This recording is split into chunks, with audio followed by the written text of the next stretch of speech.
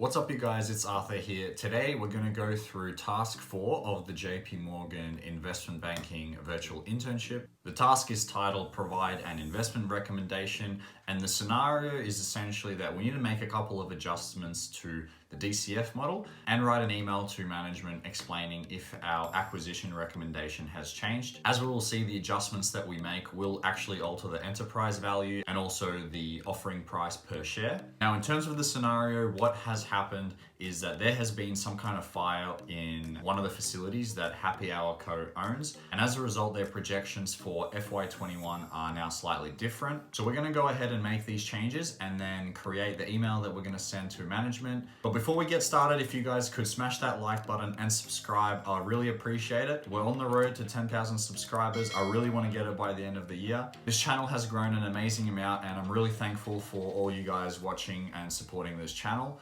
And with that said, let's get right into the video. As we go through, we can see the scenario being explained. So there has been a fire and we've been asked to revise our investment recommendation. And as we can see, we're actually provided the changes we're going to make. So revenue down, revenue of 1,100 million, 50% gross margin, and everything else then reverts later on. And the factors that we consider are these two: financial impact and bidding dynamics. And here's another kind of explanation. So let's move into the DCF model that they have provided for us in the template. And in this company financial forecast, I'm going to enter 1,100. That's our change. That's the 4% drop. Now we're going to change the gross margin to 50%. And in order to calculate the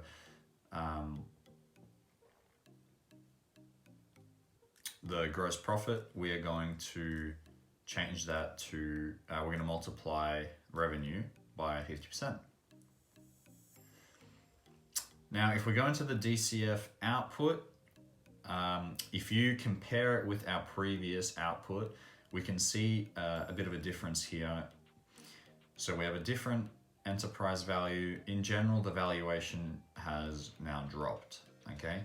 Now, interestingly, if you have read the information,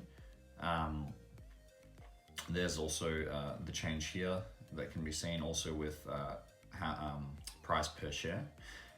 With the news also, we can see that there is quite a difference in terms of our valuation and the bidding price of others, which is interesting.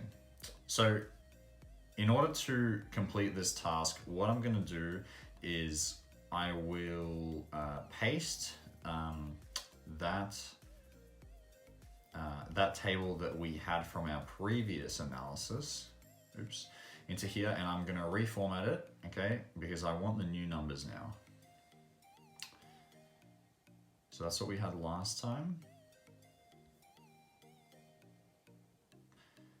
So I think there might be some problems with formatting this. That's why I'm trying to paste it in here. We'll see if it works. Might have to play around with it a little bit.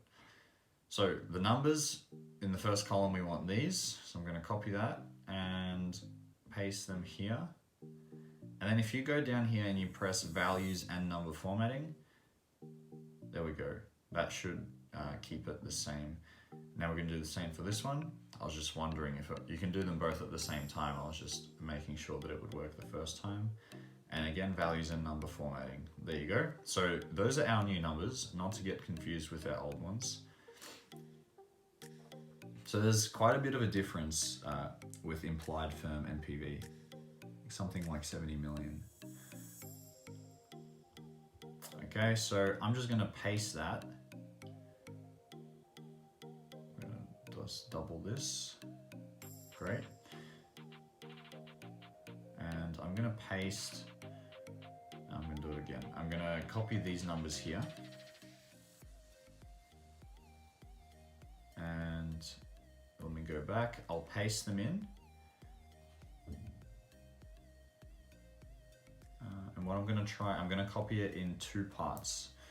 So let me try them all together first. Yeah, see, so it drops a line. It's a little bit annoying. So what I'm going to do, I'm going to just get the first kind of half. Paste that, hopefully it works.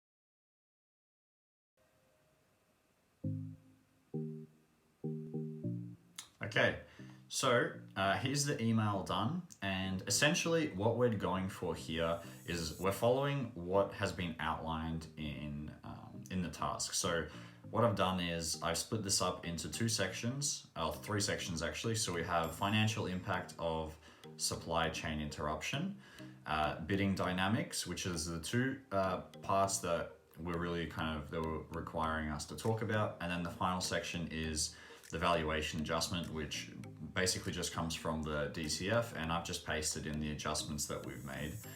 Those adjustments are literally exactly what it said, so I just copy and paste that. And then I just, kind of wrote a line to point some major things out. So we have revised NPV value differences, firm NPV, and different equity values, and then also the offer share price.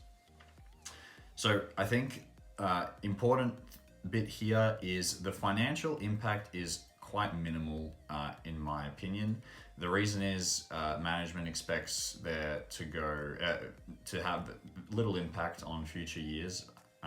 And also, if you think about the scope of this investment, it's very much long term.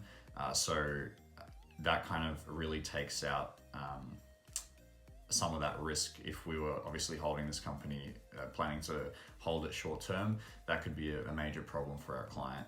Now, also, I would like to say that there's quite a bit of synergy value of this investment. So again, we do not see this fire as a material issue either. Okay, now, quite simple there. So the main point is it doesn't seem like a huge impact. Also, if you actually compare the numbers, I believe it was something like 1,400 million, so 1,400 million previously. So the change is not huge. All right, so next, bidding dynamics. So here is the information that was provided through some news articles. So we have some comparison saying that we have some potential large strategic firms searching for opportunities to expand. We can expect a highly competitive bidding environment. So we can see that other companies have valued HappyHour at about 650 million, which is interesting here because our valuation is quite a bit higher, and as a result, you know, you might think we're overpaying for the company, but it really depends. Because if we expect for there to be a high opportunity for synergy value with this company, then 100%, if we're able to pay this price, it may be worth it.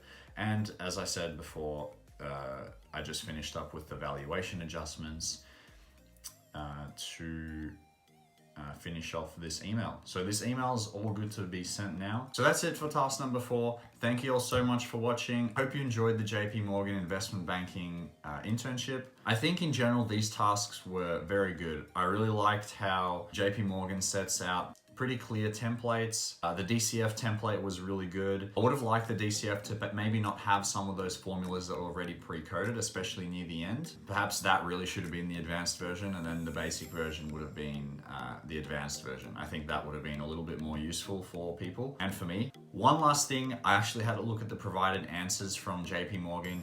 There was actually a bit of a difference between mine and theirs, which I think instead of putting 1,100 million for the revenue number, for some reason they actually put in 1,200 million. So if I missed something, please let me know. If you guys got a similar answer to mine, also let me know. And if you got something different, comment it down below. I'll try to respond to all the comments. Once again, guys, if you enjoyed the video, please drop a like and subscribe. We're on our way to 10K, and I'll see you in the next video. Bye-bye.